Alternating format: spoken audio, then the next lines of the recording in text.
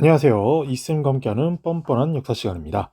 자, 지난 시간에는 고려의 대외관계에 대해서 알아봤는데요. 즉, 10세기 대거란전, 12세기 대여진전에까지 알아봤습니다.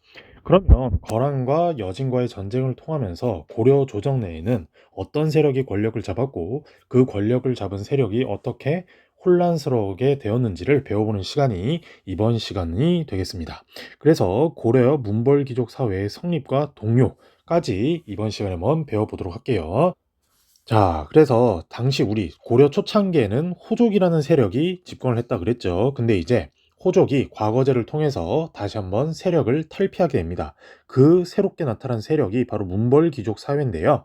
자, 이 문벌귀족 사회에서 성립을 보면 호족, 공신, 육두품 출신의 지식인들이 고위 관직을 차지하면서 가문 대대로 이어져 나가는 거예요. 그래서 이 귀족 사회 형성을 보면 중앙 집권 체제 확립 과정에서 이제 이른바 문벌 귀족이라는 게 만들어지는데, 우리가 저번에 배웠던 과거제, 그것도 문과겠죠. 문과는 없으니까. 그리고 음서제, 이런 것들을 통해서 5품 이상의, 지금 우리 현재로 따지면 5급 행시를 친 사람들이 계속해서 여러 대에 걸쳐서 배출한 가문, 즉 아버지도 5급 이상, 아들도 5급 이상, 손자도 5급 이상, 이러면서 고위관직을 계속해서 만들어내는 그런 가문을 문벌귀족이라고 합니다. 자, 그러면 이 문벌귀족의 특징이라는 게 있는데요. 선생님이 이렇게 카테고리를 구별해 놨죠. 정치, 경제, 사회로 구별을 해놨는데, 먼저 정치적으로는 고위관직, 우리 저번 시간에 배웠던 중서문화성에 주로 고위관직을 차지하거나, 아니면은 중추원, 우리 군사 기밀, 그리고 궁궐 수기, 그리고 왕명 전달, 이런 거라 그랬죠. 이런 고위 관직을 과거나 음서를 통해서 대대로 차지하는 특징이 있습니다. 경제적으로는 뭐냐? 고위 관직자니까 돈도 많겠죠. 거기다가 국가로부터 물려받은 토지와 노비들을 지급을 받아요. 거기다가 공음전이라는, 우리 고려 경제 파트 할 때 배우겠는데, 이 공음전이라는 혜택이 있는데, 미리 말을 하면 이 공음전이란 무엇이냐? 5품 이상, 5품 이상 관료에게 지급된 세습 가능한 토지예요. 세습 가능한 토지, 즉 아무한테나 주는 게 아니라 5급 이상의 높은 고위직한테는 대대로 땅을 줄 수 있도록 허락한 땅이 바로 이 공음전이다라는 이야기입니다. 그리고 사회적으로는 어떤 특징이 있느냐? 바로 문벌귀족, 이너서클이라 그러죠. 그들끼리 결혼을 하거나 아니면 왕실과 혼인을 합니다. 로열 패밀리. 그러면서 다른 귀족들과는 난 다르다, 난 너희와 클래스가 달라, 이러면서 경쟁 우위를 확보할 목적으로 이렇게 왕실이나 높은 같은 문벌귀족 사이에서 결혼을 했는데, 문제는 뭐냐면 우리 신라 시대, 통일 신라 시대 할 때도 배웠는데, 혜택을 받으려면 그 혜택을 받으려는 수가 적어야 되겠죠. 근데 이제 점점 늘어나게 되는 거예요. 그러면서 이번에 제목에 있는 것처럼 문벌귀족 사회에 동요가 일어나게 되는데요. 대표적으로 어떤 일이 있느냐? 먼저 판서를 간단하게 해보면, 이자겸, 우리 저번 시간에 배웠던 문벌귀족 대표 여진족의 요구를 수용시켰던 이자겸이라는 사람이 반란을 일으킵니다. 그리고 묘청, 이자겸이 그 금나라 여진족의 요구를 수용해서 결국 묘청의 난이 발생하게 된다 그랬죠. 묘청의 서경천도 운동, 서경천도 운동, 결국엔 쿠데타인데 반란이고, 요 두 개로 인해서 왕실의 권위도 같이 추락해요. 왕실의 권위도 같이 추락하게 된다. 왜? 신하들이 반란 일으키는 거를 내가 제대로 통제를 하지 못하니까 결국에는 그 당시 컨트롤해야 되는 왕까지 결국엔 권위가 추락하게 되었다라는 이야기를 할 수 있겠습니다. 자, 그래서 먼저 보면 1126년에 요 이자겸이라는 사람이 반란을 일으키는데, 이 이자겸이라는 사람은 어떤 사람이냐? 문벌귀족 출신인데, 그것도 경원이 씨, 지금의 인천을 기반으로 하고 있는 대귀족이었어요. 그런데 이 경원이 씨의 이자겸은 왕실에서 대대로 중첩적인 결혼을 한 사람이야. 즉 우리 지난 시간에 관악지능책을 했던 예종, 그리고 그 아들인 인종, 이런 식으로 계속해서 자기 딸들을 외손자랑도 결혼시키고 아니면 조카랑도 결혼시키고 이런 식으로 하다 보니까 권력을 계속해서 자기네 가문만 차지하겠다라는 생각으로 권력을 독점하는 거예요. 그러다 보니 왕인데 공적으로는 왕이지만 사적으로는 내 손자야. 그러니까 손자한테 막 좀 위세를 떠는 거예요. 어허 이러면서 모든 정책을 왕이 결정해야 되는데 자기가 왠지 나서면서 이거 할아버지가 할게." 이거 제가 할게." 뭐 이런 식으로 굉장히 왕한테 깝죽대면서 왕과 충돌하게 되는 거예요. 그러면서 당시 왕이 누구였냐면 바로 인종이었는데 이 인종도 짜증나는 거야. 아니 사적으로는 그래 할아버지지만 그래도 내가 나라의 왕인데 지금 나한테 이렇게 지금 개겨도 되는 건가? 싶을 정도로 굉장히 스트레스를 주니까 인종이 먼저 이 외할아버지를 치려고 호시탐탐 노리고 있었어요. 왜? 이자겸 왕인데 우리는 지금 개별적인 생일도 다 중요하고 국가에서 쉴 때는 국가적으로 뭔가 중요한 의미 있는 날이잖아요. 뭐 광복절이라거나 아니면은 뭐 제헌절 이런 중요한 날을 쉬는데 이 이자겸은 자신의 생일을 인수절이라고 하면서 자신의 생일도 그냥 국경일로 삼은 거예요. 이런 식으로 왕과 거의 대등하게 놀려고 하니까 먼저 이 손자가 왕 이자겸을 제거하려고 했는데 오히려 실패를 해요. 그러면서 이자겸이 이거 손자고 뭐고 다 필요 없다. 차라리 내가 왕이 되겠다라고 하면서 18자 위왕 욕 아닙니다. 18자 위왕이라고 하는데 이게 뭐냐면 이 씨의 성을 말하는 거예요. 즉, 이 한자를 풀이하면은 총 18자가 되는데 18자의 성씨를 가진 사람이 왕이 된다라는 그런 내용입니다. 그러면서 이자겸이 반란을 일으키면서 자신의 외손자 인종을 감금해요. 그래서 궁궐에 가둬놓고 아예 그냥 반란 일으킨 다음에 혼란을 틈타서 죽이려고 했는데 인종이 그래도 이때 운이 다하지 않았나 봐. 오히려 이자겸이랑 같이 쿠데타를 일으키려고 했던 당시 소드마스터 굉장히 무술 실력이 뛰어난 요 척준경을 회유해서 이자겸을 먼저 제압을 합니다. 근데 제압하려고 할 때 딜을 했겠죠. 야, 척준경아, 너 이자겸 나랑 같이 짝짝꿍해서 죽이면은 이자겸의 권력을 다 너한테 몰아줄게. 그러니까 너 내 편으로 붙어라.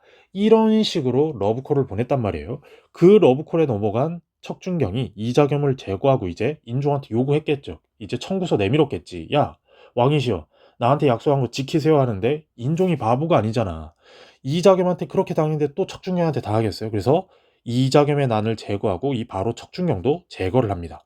그러면서 뭔가 왕실의 권위를 지키려고 했는데 결과를 보면 이미 이자겸의 난으로부터 시작해서 문벌귀족 사회의 분열이 심화되고 있었다라는 이야기예요.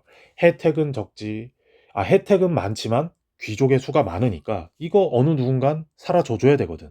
그러면서 귀족 사회의 붕괴 계기를 만드는 게 이자겸의 난이었다.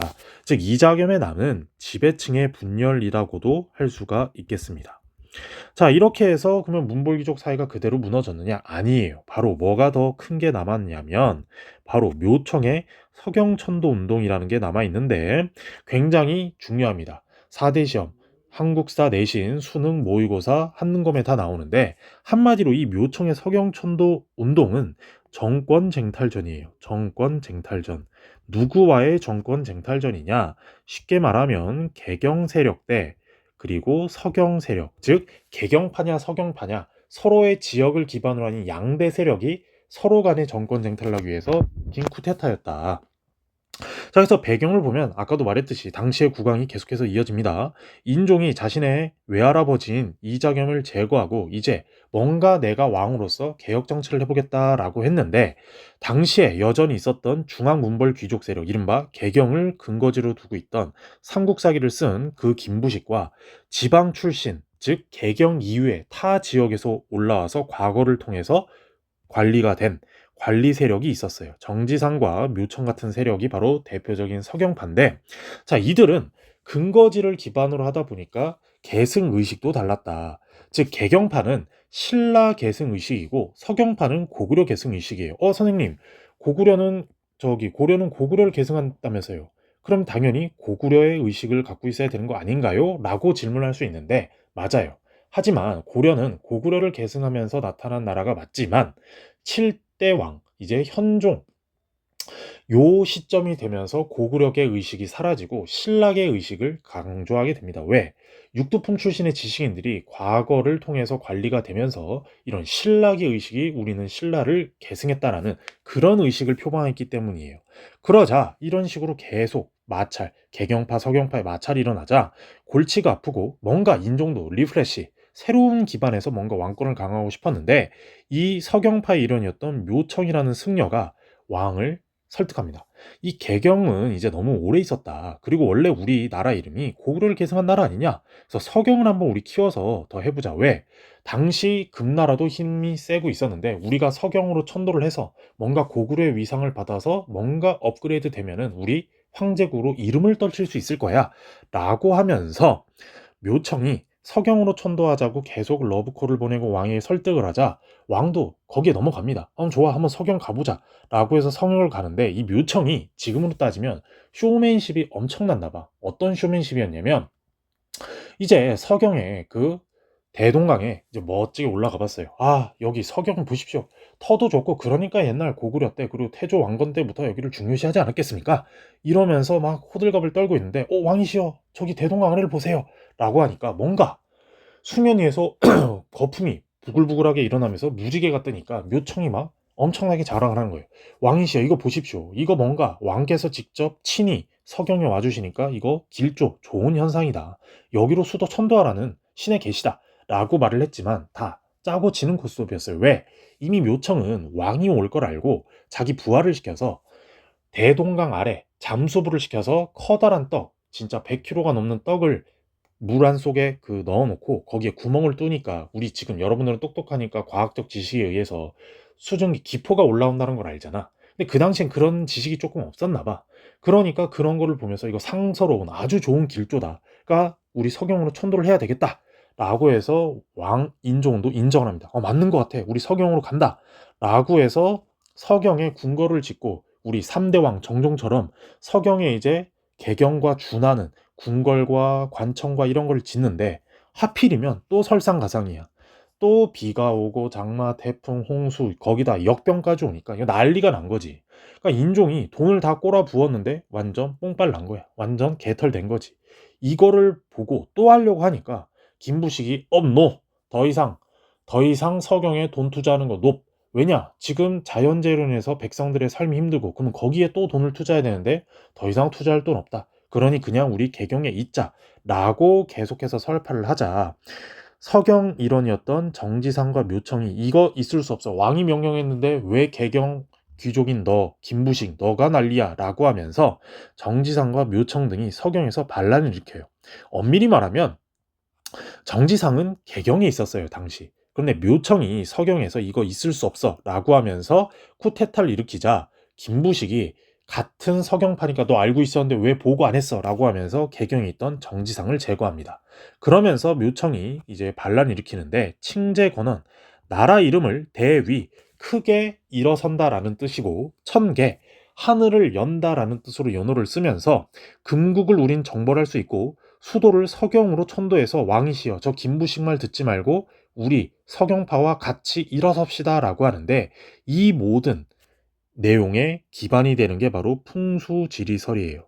풍수지리설 우리 들어봤죠? 뭐 물 좋고 산 좋고 뭔가 수맥 이런 그런 내용을 기반으로 묘청이 쿠데타를 일으키는데, 역시나 김부식은 만만치 않은 사람이었어요. 좋아, 쿠데타 일으켰다 이거지. 옆에 지도에 보이는 것처럼 서경을 기반으로 묘청이 쿠데타를 일으키는데, 이 김부식이 개경과 남도, 전라남도, 충청도, 경상도의 병력을 모아서 서경의 일파를 치러 갑니다.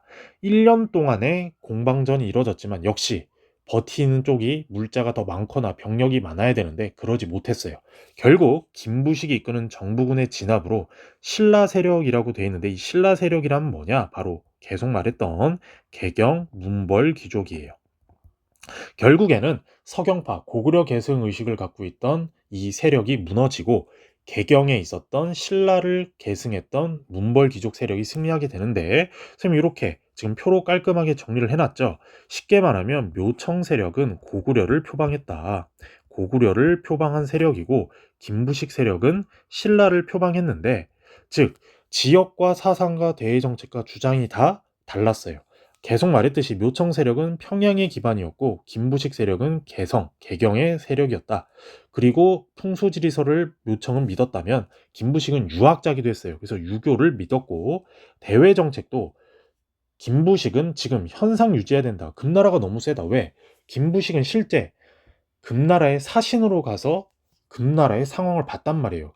저 요나라 거란족도 때려 부수고, 그리고 송나라도 때려 부수는데 이런 막강한 나라와 지금 싸우기에는 우리가 너무 부담이다. 그러니 지금 우리는 실리를 취하면서 저 금날의 요구를 받아줘야 된다라는 입장인 반면에 묘청은 무슨 소리야. 우리 고구려를 계승한 우리 멋진 나라다. 우리 저 여진족 애들도 원래 우리들의 식민이었다. 그러니까 우리가 뚜까 팰 수 있다. 라고 하면서 대외 정책을 주장한 반면 근부식은 아니었다라는 거죠. 그래서 주장도 칭제 권한 우리 이전까지는 내제 외왕 안에서 내부적으로나 황제라 그러고 외부적으로는 왕이라 그러는데 그러지 말자. 우리 그냥 내외부적으로 다 황제라 칭하자. 연호도 쓰자. 그리고 나라를 수도를 서경으로 옮기자라는 주장인 반면 김부식은 계속해서 말하는 현상 유지, 내재 외왕, 그냥 우리 내부적으로 황제를 하고 외부적으로 왕을 하면서 유교 이념에 맞게 사회 질서를 안정화시키자라는 게 각각의 주장이었지만 결국 묘청 세력은